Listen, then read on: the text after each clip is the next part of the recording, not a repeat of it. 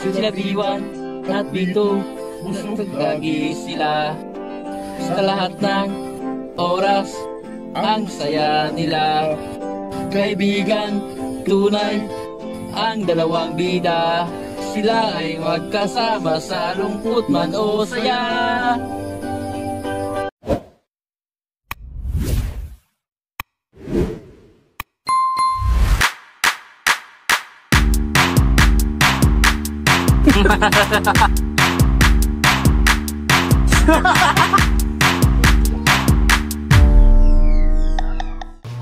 Ayan, magandang araw sa inyo mga kabutatot.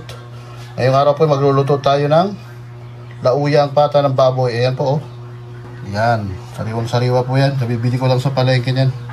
Kailangan po natin ng pata at syempre yung langka, kamatis, buyas, siling haba, pamintang buo at pork cubes. Ayan.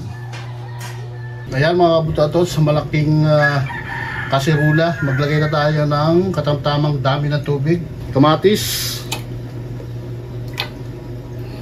at sibuyas. Ayan. Sunod po natin ilagay ang ating pata.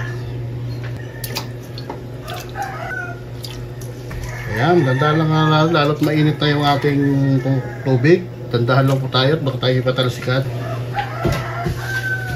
Pagtapos po niyan, ilalagay na po natin ang ating pamintang buo. Pwede naman pong hindi buong paminta ang gamitin. Ako lang po mas bitcoin maglagay ng buong paminta. Pagsamantala po muna natin tatakpan para kumulo. Ayan, check natin guys yung pinapalambot natin guys, ha, kung may malambot na. Ayan, kumukulo na. Medyo makunat-kunat pa to. Maya-maya na naman konti. Takpan lang naman natin ulit para lumambot. Yan guys, check na natin. Patapos ng mahaba-habang pakuluan, check na po natin kung malambot na yung ating pata.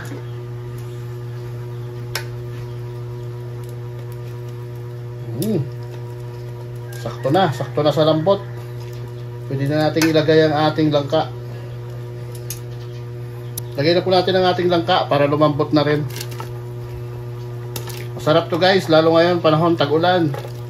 Sarap maghigop ng sabaw nito. Isa po to sa mga aking paboritong luto. Lauya. Sa katunayan po, ang po nito, ang mino po ito, ang original po nito ay mga sa ating mga kababayan Hilonggo. Iloilo. Yan. Ayan, pag nilagay na po natin yung langka, lagay na rin po natin yung ating pork cubes. Maglagay na rin po tayo ng asin.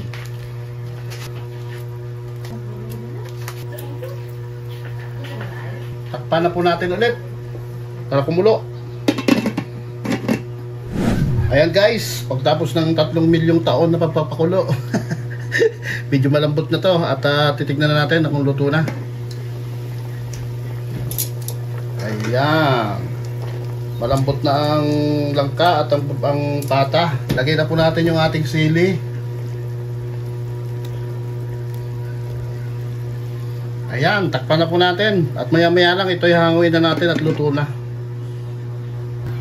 Yan guys, luto na ng ating lauya guys. Tignan naman guys kung gaano yan kasarap. Yan.